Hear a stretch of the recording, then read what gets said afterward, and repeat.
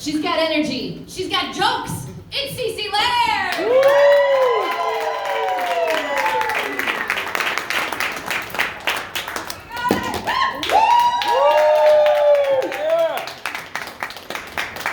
What's going on, No Theater? A lot. Feeling good? Give it up for all the comedians you've seen tonight. Yeah. All the funny ladies. This is great. My name is Cece. That's short for Cecilia. It gives me two names, two very different names, Cece and Cecilia. And I feel different when I adopt those names. When someone calls me Cecilia, I feel like I should be like a fancy wedding planner or something.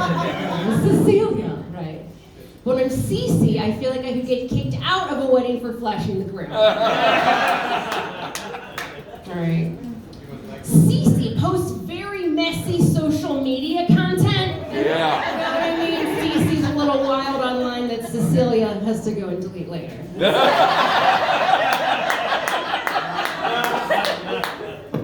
Let me put it to you this way. Cece is attending the therapy appointment that Cecilia's facilitating. That's me. I feel like I possess a kind of energy, a kind of stray cat energy. Yes. Someone just went, yes. Yes, stray cat. Yes, missing patches of fur. Yes. No, I do. I feel like a stray cat insofar as like I'm cute, but like I have a lot of genetic disorders.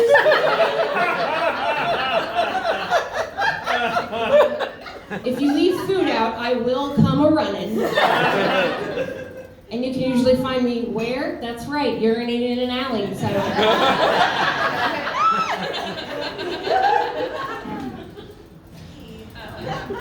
Here's something fun. When I was like 5 years old, my dad divorced my mom because she's, what? Aggressively unstable. That's right. Aggressively unstable. And instead of moving far, far away like divorced dads do, he ended up moving literally right next door to my crazy, crazy mom. That's right, my divorced parents were next door neighbors. Oh. And that's how I found out my mom is bomb-ass pussy. We all find out in our own way, I guess. She's very unstable. She's got a lot of creative ideas. One of those ideas was when I came of age as a lady, she wanted me to have a party. Yeah, yep, you heard that right, like a period party. Like a kind of coochie quinceañera. What she was thinking there. And I was 13 and vulnerable, so I said, and no thank you. But now, as a woman, looking back on that, I look back with regret. I should have done the period party. I should have done. Can you imagine anything more epic? That would have been the most metal slumber party of my life. I would have been remembered for years to come. I can just see it, like me and my little like preteen friends all in like hooded robes, you know what I mean? Like a celebration for the bloodletting. I could have had a menstruation chalice. We could have stayed up late and fingered each other out. I'm not a biologist, I don't know how these things work.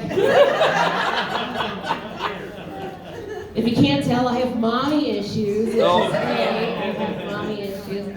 That is not as like cute and quiche as daddy issues are, you know? Daddy issues will what? Turn you into a stripper, right? Mommy issues will turn you into a fucking psychopath. You know who has mommy issues? Ed Gein, yeah. Yeah. Manson, yeah. Gypsy Rose Blanchard, hey! Well, she doesn't have mommy issues anymore, does she? She did the damn thing, what can I say? No. I'm not abdicating matricide. Maybe a little. Oh. Maybe a little. Wow. I'm a big fan of TV and film. Any fans of media in here? Oh, yeah. Yes, we like TV, film. Yeah. I do, but I consume a lot of it. But there's this one particular scene in TV and film that really gets me, and it trips me up every time I see it. It's a very intense scene where there's a woman giving birth, and it's a complicated birth, and it's like maybe old times, and it's like coming down to the wire of the life of the mother and the child, and who has to make the decision? The dad, right? And these scenes always bother me because they never choose the mom. They never choose the mom, and it kills me because it's like, first of all, that's your spouse, okay? You've known them for like 20 years, but yet you're concerned with this person that you're just now meeting, this kid? You don't even know that guy. You're willing to throw it all away. Just once, I want there to be a scene where the doctor is like talking to the dad, and he's like, all right, it's down to the wire. Who's it gonna be? Susan or little Timmy? And the dad's just like, well, ironically, it is Susan's birthday today. What if, as a goof, just as a goof, we keep Susan this time? Wouldn't it be great? Wouldn't it be great? We can make a new Timmy. Give it up for Susan. She makes a great casserole. Susan survived this joke. Like Breezy, I too am engaged. Thank you. They're snapping up female comedians like that. We're in short supply. Short supply. My fiance couldn't make it tonight because he didn't want to.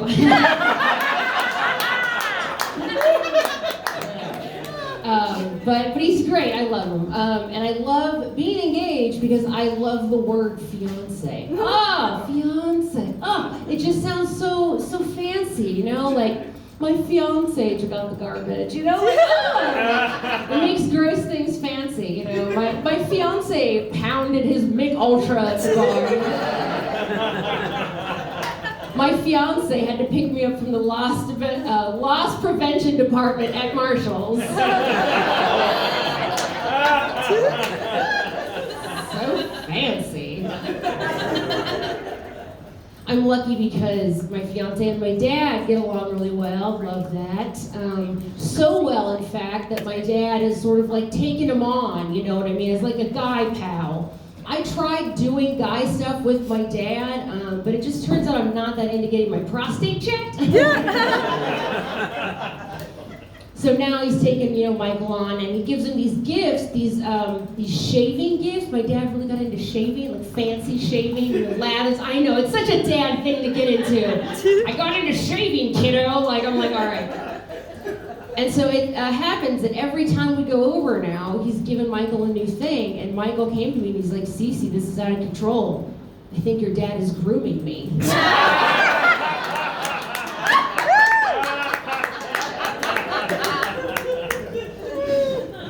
I'll get out of here on this. Anyone here been to an escape room before? Yes. I went to one that was cuckoo crazy recently.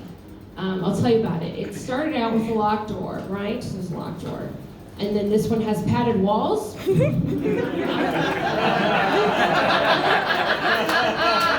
And like mandated medication 3 times a day. Took me 72 hours to get out of that one. Boy, that was intense. Never been to one so immersive they gave me fun grippy socks at the end. But I got them. You can always get them with Yelp. I said, 1 star. Would have given 0 stars, but the staff really committed me.